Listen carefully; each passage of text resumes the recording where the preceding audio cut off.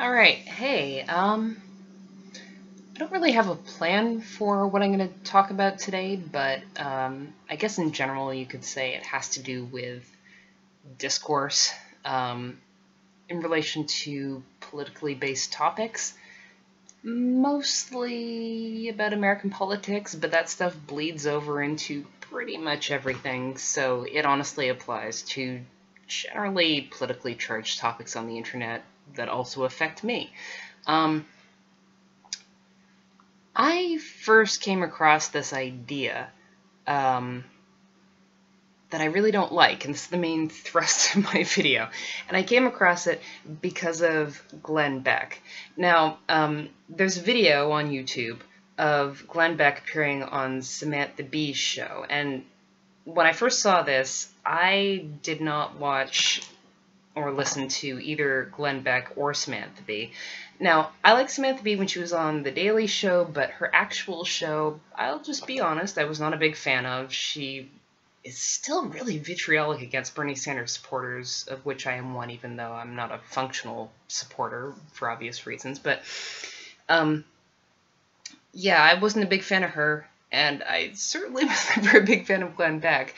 But I happened to come across this clip, and in it, Glenn Beck is basically on an apology tour, and he's preaching the idea of just, if we can just all listen to each other and, calm down the vitriol, even though he's a huge proponent of that vitriol, and he says, I've changed now, but honestly, he hasn't. I'll get to that.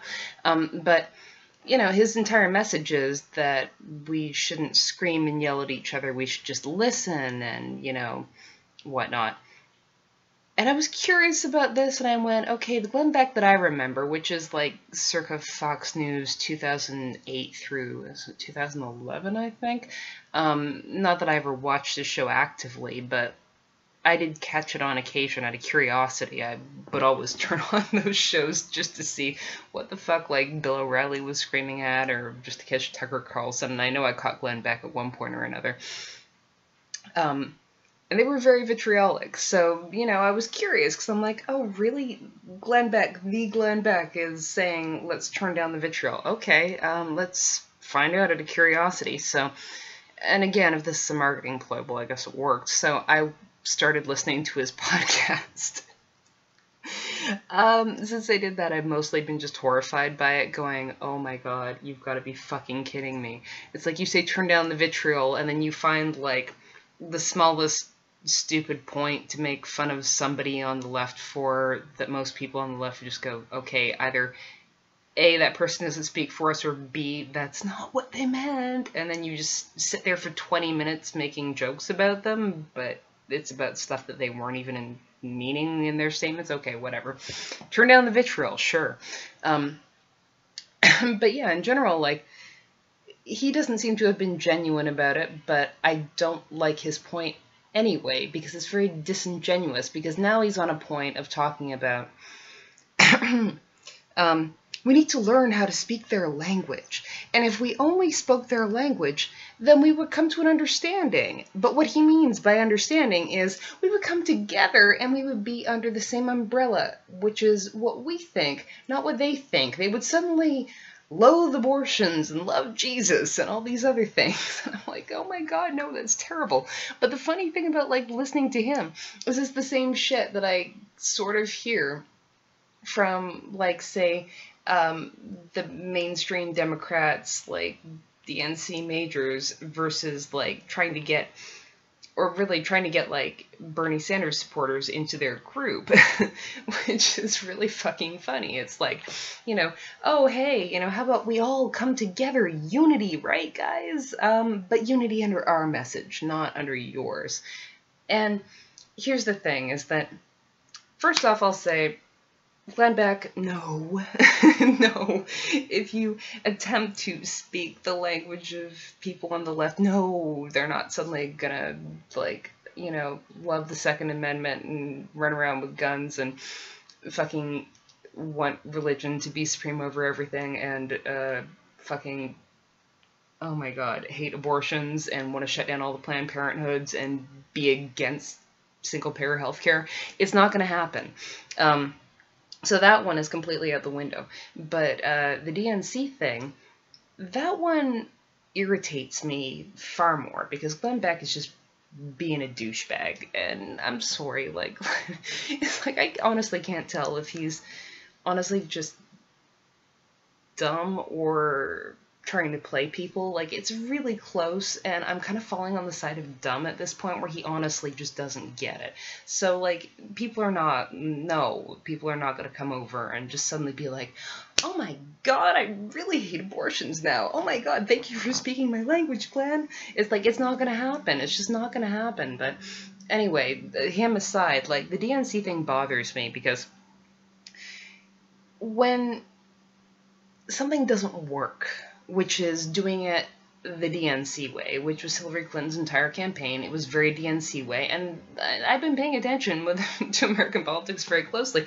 They've had, like, various, I don't know if they call them by-elections in the States, but elections for districts where it's not, you know, like midterm election time or like standard election time. It's just, you need to have an election now because there's a vacated seat. They're having a lot of elections, and when they've been running very, again, Hillary Clinton stylish campaigns, it's not working. And then they keep going, okay, it's time to get together, all of us come together under us. It's like, but what you're doing is not working. And even if all the people who are kind of irritated by your message and say supported Bernie Sanders or, you know, whatever, even if they got behind you, like, it's not going to be good necessarily. It's like, would Hillary have won? Maybe, with a slim margin, but that's not good. That's not good. It's not good at all. So here's the thing. Why don't you try, just try it. Why don't you just try going further left genuinely, like genuinely, and going to that side.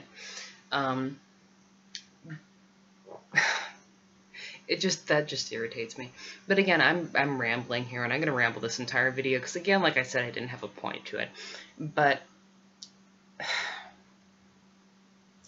one of my major reasons for doing it was, again, I think I may have said this at the beginning, like the vitriol of the discourse thing. Which many people have said, and I hear this echoed now over and over and over again. And I heard it originally, like I said, with Glenn Beck on Samantha Bee's show, and how we should come together, and how we need to listen, and how we need to have open discourse, and not just throw insults at each other on each side. And, like, my reason for talking about the Democratic Party thing is that I still hear, like, even, like, Samantha Bee throwing shade still at Bernie people, and, you know, like, I hear various other people on the left tearing each other up. Mostly, I get irritated because I'm, again, not American, but I was very much supportive of Bernie Sanders as a non-American who loves American politics. But, like, they're still throwing shade. It's like, you won. You didn't just win. You got to go on to the general election, and then you lost, and stop blaming everybody else for it. But just this idea of have this dialogue, have an open discourse, don't throw vitriol. Okay, you can do that within certain spheres. So people who are generally on the left, yeah, that's something that we could absolutely do. It's just when it comes to standard, you should have voted for Hillary, I was with her, why weren't you with her, type Democrats, they can't come to any kind of middle ground on policy. It's just, no, now we all have to get behind what her platform was that failed horrifically. So shush with your Bernie ideas. And that doesn't work. They don't want a dialogue. And that's the problem with most of these instances of, well, you really just need to hear people out. They want a dialogue. They don't want a dialogue. Same thing as, like, when Glenn Beck says he wants a dialogue. It's like, oh, we need to speak their language and have a dialogue. No, you don't. You just think that if you sort of say things the right way, all of a sudden everybody will agree with you. It's not a give and take. It's not having an actual debate.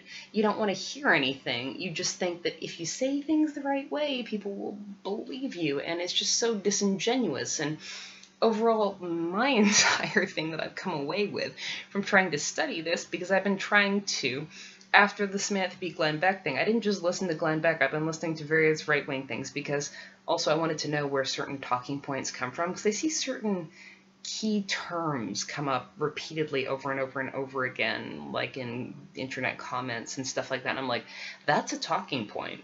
That came from somebody. Where did it come from? So I've checked Rush Limbaugh, I was checking Bill O'Reilly before he got fired, and now he shows up on Glenn Beck's show, so I don't have to actually work that hard to find him. But yeah, I was trying to figure out where that stuff came from, and then I branched it a little bit more and like what I listened to on left-wing stuff too, just to figure out where this stuff is coming from. And I don't know, like, I just keep hearing over and over and over again, we need to talk. And like, in a non-political way, like, the fact that we don't necessarily need to talk is best typified in a very hot-button internet topic that would get me a lot of hate, which, honestly, you know what, I don't care that much these days. I really don't. I'm not going to read my comments. I just don't give a shit. Which has to do with Anita Sarkeesian. Oh my god, I said her horrible name, the monster of the internet. But I'm sorry, I'm going to be honest. I genuinely like Anita Sarkeesian. And if you don't know who she is, she made an academic type video series about feminism in video games, and then was massively targeted and harassed for it.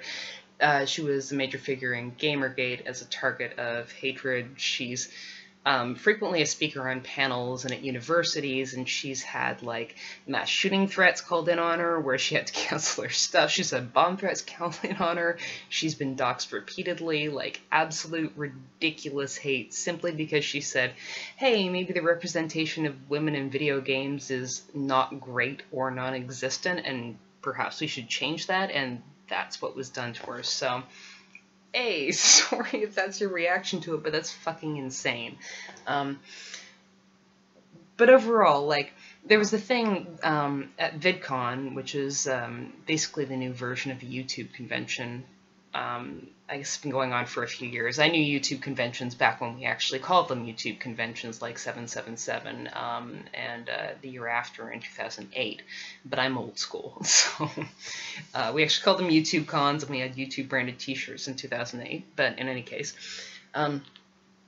so she was at a panel about cyberbullying, and I had no issue with any of her points. But the thing is that some of her biggest detractors and like people who literally have devoted hours of their lives to making videos to hate on everything she says and basically stoke the hate in their communities about her and about her being just like the fucking devil. It's unbelievable.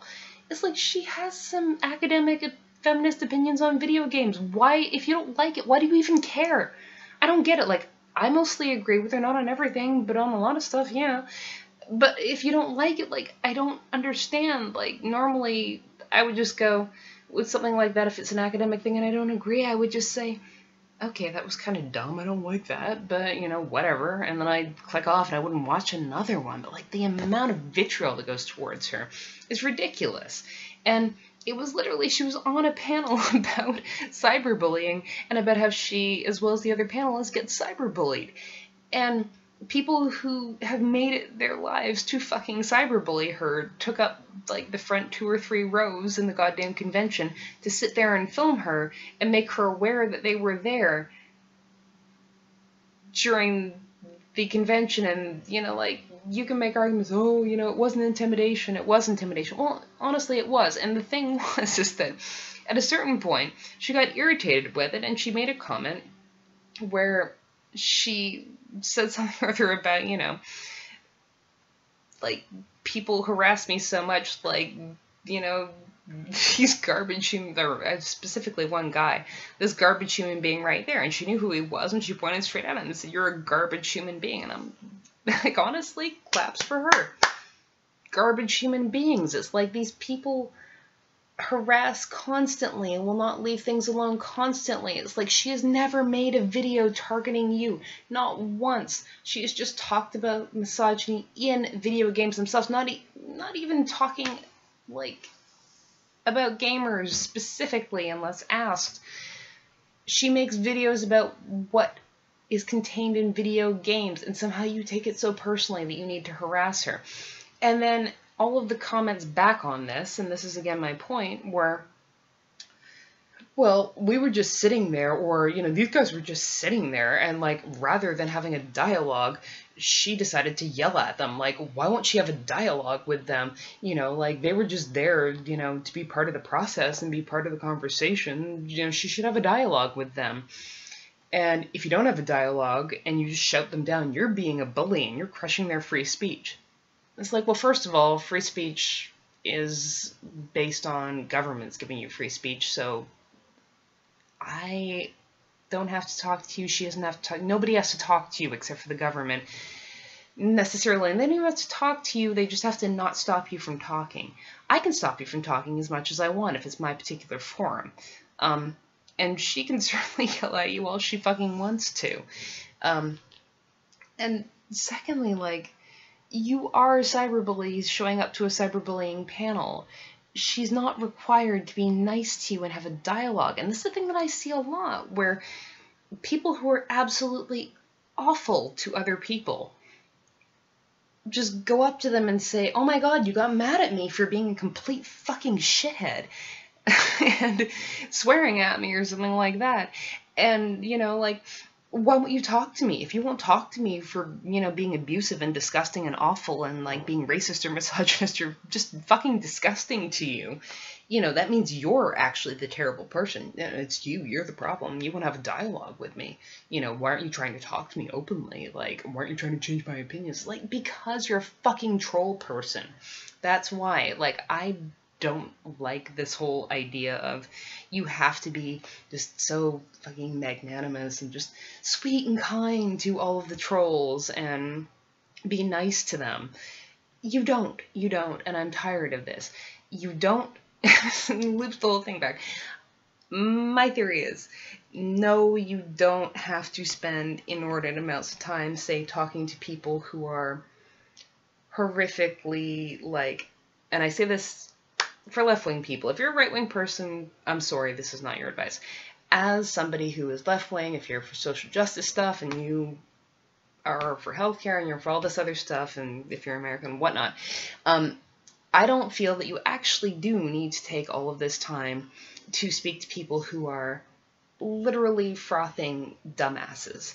Now, if you have somebody who is, you know, just kind of on the line and they're buying into the propaganda, but maybe they don't really get it and how it affects their lives, feel free to try and convince them. But I'm, like, talking about, like, people who are being, like, purposefully obtuse or are really into it. And a lot of people seem to be really into, like, right-wing shit, or really into the fucking MRA bullshit, or really into, even if they say they're not MRAs, like, really into feminism is terrible, you're all awful and you want all men to die kind of thing. Or even not even that far, but just like, feminism is terrible. It's like, you don't even understand the dictionary definition of feminism, because you're like, you just want men to be underneath you and you just want everything, you know, to be better. It's like, don't you understand there's already equality? It's like, well, in that case, then we would just be redundant, so ignore that then. Why does it piss you off so much? If men and women are completely equal in every way we should be equal, then feminism as its true dictionary definition of equality between the sexes would be redundant, and therefore we'd just be pointless. So what's your issue? But in any case, like, I agree with Anita and her outburst, and just, like, it's not worth having a dialogue with these people. And in an article that was written afterwards by Polygon, they interviewed her more in depth about this, and she said exactly what I was going to say. I'm like, oh my god, yes, thank you. And she said, basically, there's no purpose in having a dialogue with these people. That's not what they're there for. They're there to be set in whatever it is that they're doing. They're there to yell at you specifically. They're there to make you feel bad. And for her, it's very pointed. It's not like, you know, she's just getting yelled at in general as one of a crowd. She's being specifically targeted by people. They put her name in their videos. It's not like she's just an internet feminist. She is a specific person they're targeting.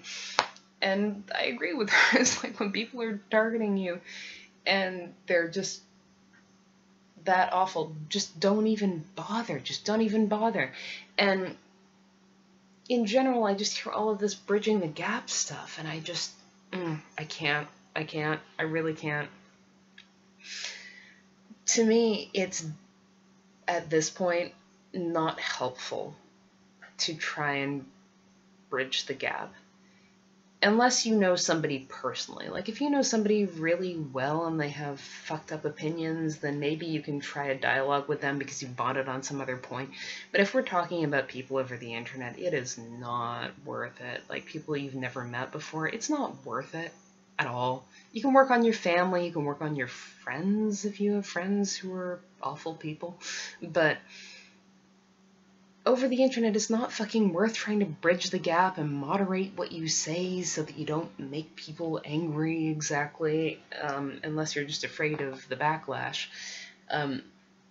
Just say what you're gonna say and just basically make everybody, tell everybody else to fuck off. State your point as succinctly, and I'm not good at succinct, I'm already at 21 minutes now, succinctly but as strongly as you possibly can for your point. Make your best arguments. And then just leave it, because at some point, maybe somebody who is questioning because of other things in their life might stumble across you, and whatever it is you say will hit home with them. But just be your best unadulterated self, and don't try to pander to the other side just because you think, oh, well, maybe this will get them to come over a little bit better. It's like, you don't have to sit there all day like necessarily hardcore insulting everybody, and I have insulted people at this point, but I specifically more or less insulted Glenn Beck because I think, like, while we randomly occasionally agree on something, it's usually not for the same reasons at all. I'll go, oh my god, we agree, and then I'll go, oh no, you agree for this reason, that's terrible. It's kind of like, you know, the Republicans that agreed on, like, the healthcare, like, Trump care bill being bad, you know, it's like, oh my god, they agreed, and it's like, oh no, they agreed because it wasn't, like, terrible enough. Oh no. But it's like, that's usually how I agree with Glenn Beck. Russ is on something completely inane, like, we agree on movies or some pop culture shit. Like, we can agree on non-political stuff, but political stuff, never. But, yeah, in any case, it's like, I have no patience anymore. Like, I don't feel like it's my job. I don't feel like wasting my life trying to moderate anything I feel just to maybe try to bring somebody over for no reason. And especially when I look at, like, the discourse that's going on in America, if I'm talking American politics, like, right-wingers are not moderating their speech. Like, when Glenn Beck says that he's moderating his speech, he's not. He spends, like, if you listen to his fucking radio show, he spends his entire time fucking making fun of the left wing. And even though he said, oh, I'm not a Trump supporter, well, he's gotten there at this point. Like, he just spends the entire time, like, defending Donald Trump, even though he says he doesn't like Donald Trump. He spends all his time defending Donald Trump, even on stupid shit that even some other Republicans don't defend Donald Trump on, and just making fun of everybody on the left, even when it's completely unnecessary, despite him saying, oh my god, we need to, you know, improve the discourse. It's like, then, you know, it's like, I don't like Chelsea Clinton, but why did you spend, like, 20 straight minutes making fun of her over some speech she made somewhere when she's not even a fucking politician? And you also didn't understand what her point was in the speech, so you sounded like a bunch of dumbasses while you did it, because you didn't understand what she was saying, but whatever. It was just, like, it's unnecessary. It's fucking unnecessary, and it's constantly unnecessary, and I just don't feel like trying to bridge the gap and talk to people like that in an actually civil way when they just say it and then immediately turn around and don't do what they say. So, yeah. Anyway, I've been rambling for, like, oh, it's almost 25 minutes now, with no point, and I'm sure I've repeated myself 65 times, and I'm not going to edit this, so I'm very, very, very, very sorry for this. Last little thing. Sorry that all my videos are gone, and if you're new to the channel, yeah, all my videos are gone. I used to have like 90% more videos, and now I don't. And I haven't deleted them, but they're gone because they had to be. And it sucks, and it fucking hurt me to remove them, but I had to. And yeah, it bugged me because honestly, those videos were me. And I don't like removing parts of me because of other people, but sometimes you have to. And that's really sucks. And that's part of the reason why I filmed this video. And it's not like, I'm not going to promise you, like I always promise you, that I'm going to make more videos, but I made this video as something new just because I took down everything else. And honestly, I apologize, and trust me, if you're sad about it, I am so much more sad about it, and it has nothing to do with the non-existent ad revenue that I make off of it at this point. I'm just sad about removing my history and my life from the internet because, yeah, that was me. But anyway, overall, don't compromise. Don't try to make friends and listen to other people's points and be nice to them when they're not willing to listen to you or be genuine about those points. They just want to troll you, or they just want to try and co-opt you into their stuff without actually doing reconciliation. Or when you have blatantly irreconcilable points that are never going to fit, just leave it. Just leave it. It will save your own headache. And also, if you don't like your current political parties, you can always vote none of the above. Just a random note, this is actually a political party. I stole their sign. It was a by-election in my district. Not that I actually voted for them, because I did have a party I wanted to vote for, but I love the sign as a statement, and I met the party leader, and he's like, oh, sweet, if you want to put it on your wall, awesome. I love you love the graphic design. It was a very, like, off party. It was, like, the last party on the ballot kind of thing out of 12, so. But yeah, I love this sign. So, always remember, you have the option. If you hate everybody, none of the above. Have a good night.